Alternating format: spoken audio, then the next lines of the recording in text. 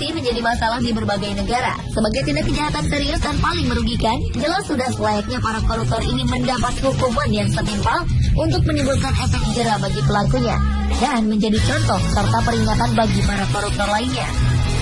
Untuk mengatasinya, masing-masing negara memiliki berbagai cara dan taktik.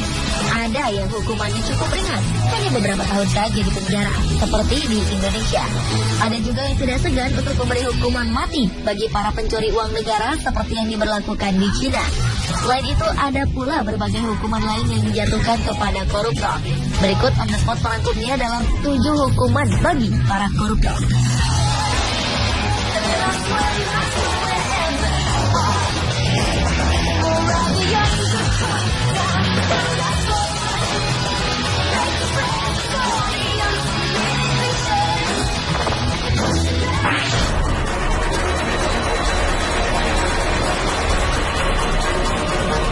Pula demonstran Ukraina ini menjadi perhatian dunia. September 2014 lalu mereka menggandeng politisi Vitaly Zurovsky menuju tempat sampah lalu membuang sang politisi ke dalamnya. Vitaly tak mengalami cedera apapun. Namun perasaan politisi ini terguncang hebat setelah sekelompok demonstran melemparnya ke tempat sampah besar di luar gedung parlemen Kiev. Awalnya Vitaly berpakaian rapi, mengenakan kemeja putih dibalut jas hitam, menenteng tas kerja berwarna gelap, berjalan melewati kerumunan para pendemo. Video lainnya menunjukkan sekelompok pria berteriak ke arahnya, lalu melemparnya ke tempat sampah dengan bagian kepala terlebih dahulu.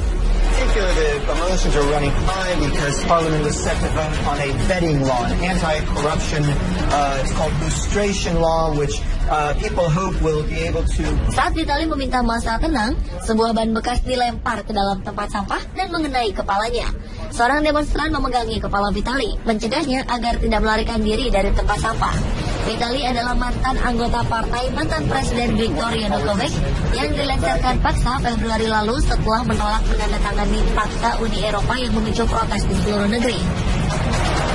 Ia juga tidak populer di kalangan pemilih setelah ia mengusulkan tindakan keras terhadap legislator anti pemerintah. Ia disebut-sebut sebagai politisi yang korup dan menjadi rezim pro-Rusia.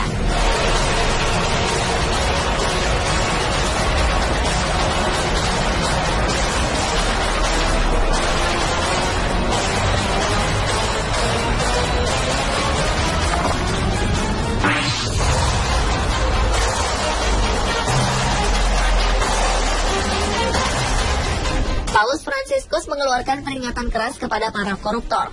Dalam khotbahnya di Casa Santa Marta, Vatikan, Paus menegaskan perbedaan antara para pendosa yang menyesal lalu bertobat dengan mereka yang menjalani kehidupan ganda dan munafik. Rajin bersedekah, tetapi di sisi lain tetap mencuri dari negara dan kaum miskin. Paus mengatakan lebih baik jika koruptor diikat di sebuah batu penggilingan lalu dilempar ke laut.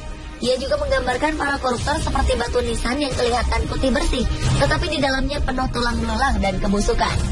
Paus Fransiskus juga menyebutkan bahwa orang tua yang mencari nafkah dengan menerima suap telah kehilangan harga dirinya, dan makanan yang mereka beri kepada anak-anak mereka disebut roti yang kotor. Khotbah Paus Fransiskus disampaikan di tengah kerasnya melawan korupsi dalam tubuh Vatikan.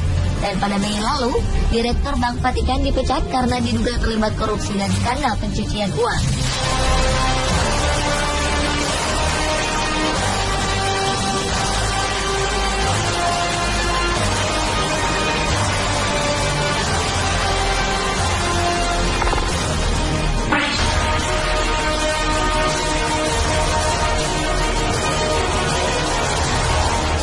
Lebih dari 900 orang termasuk para pejabat tinggi Malaysia yang dihukum karena kasus korupsi telah dicantumkan pada situs pemerintah.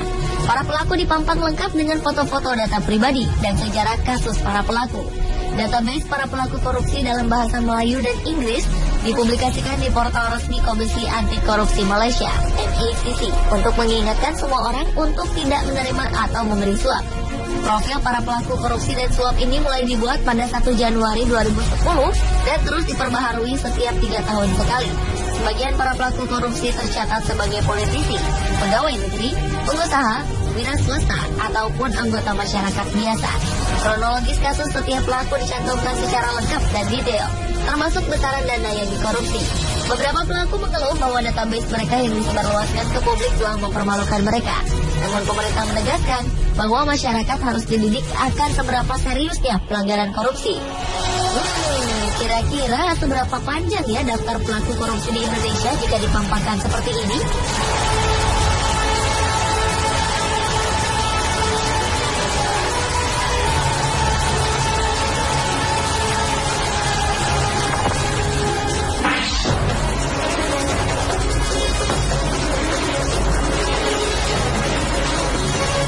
Stasiun televisi pemerintah Korea Utara menayangkan gambar seorang pemimpin berpengaruh dibawa keluar dari ruang rapat setelah dicopot dari jabatannya. Jang Song-taek, paman dari pemimpin Kim Jong-un, dibawa oleh pengawal berseragam dari rapat. Kantor berita resmi Korea Utara menyebutkan Jang dicopot dari jabatannya karena melakukan tindakan kriminal termasuk korupsi. Langkah mempermalukan pejabat yang dipecat di depan umum baru kali ini terjadi di Korea Utara. Berita tentang pencopotan Jang ini pertama kali dilansir oleh media Korea Selatan.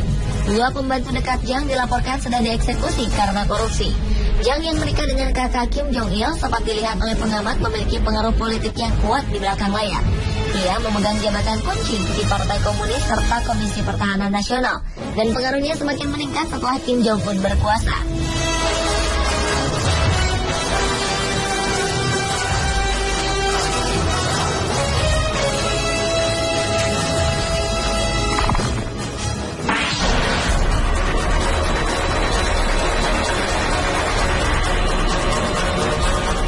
Keberhasilan Hong Kong dalam memberantas korupsi merupakan salah satu faktor pendukung pesatnya perkembangan perekonomian di negeri ini.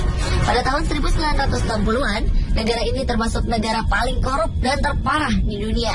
Saking parahnya, seorang supir ambulans tidak akan mengantar pasien sebelum mendapatkan uang tip. 1973, negara ini mengambil langkah berani. Tanpa kecuali, seluruh polisi, hakim, dan jaksa dipecat, kemudian membentuk Komisi Pemberantasan Korupsi yang dinamakan Independent Commission Against Corruption. Sejak awal terbentuk, lembaga ICAC tidak pernah pandang bulu dalam memberantas korupsi, baik kasus korupsi besar maupun kecil. Selain menerapkan hukuman mati bagi para koruptor, pemerintah juga menciptakan efek malu dengan menangkap koruptor di muka umum. Wow, apakah bangsa kita perlu melakukan hal yang sama untuk bisa benar-benar bersih dari korupsi?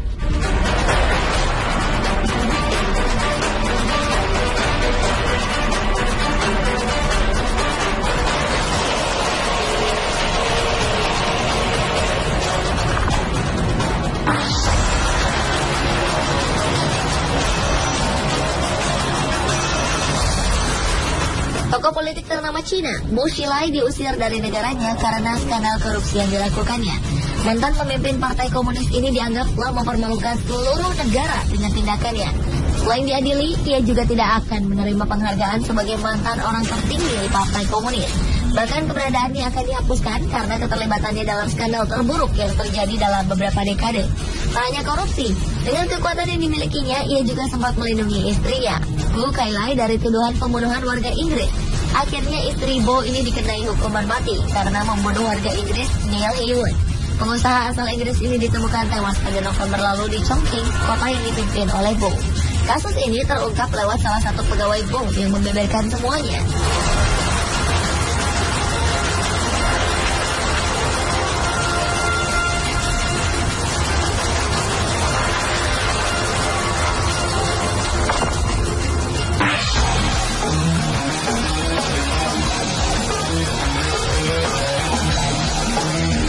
Manajemen Rumah Sakit Dr. Karyadi Semarang meminta salah seorang pasiennya yang juga terdakwa kasus dugaan korupsi, Satrio Teguh Subroto, untuk segera meninggalkan rumah sakit karena diduga memanfaatkannya untuk menghindari hukuman kurungan.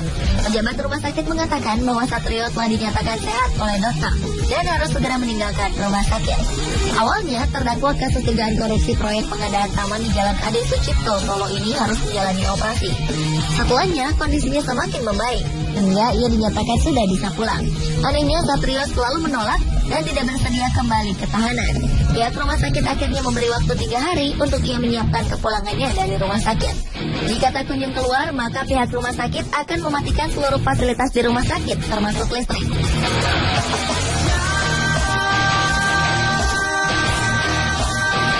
Pemirsa, Kelas 7 hukuman bagi para koruptor versi on the spot.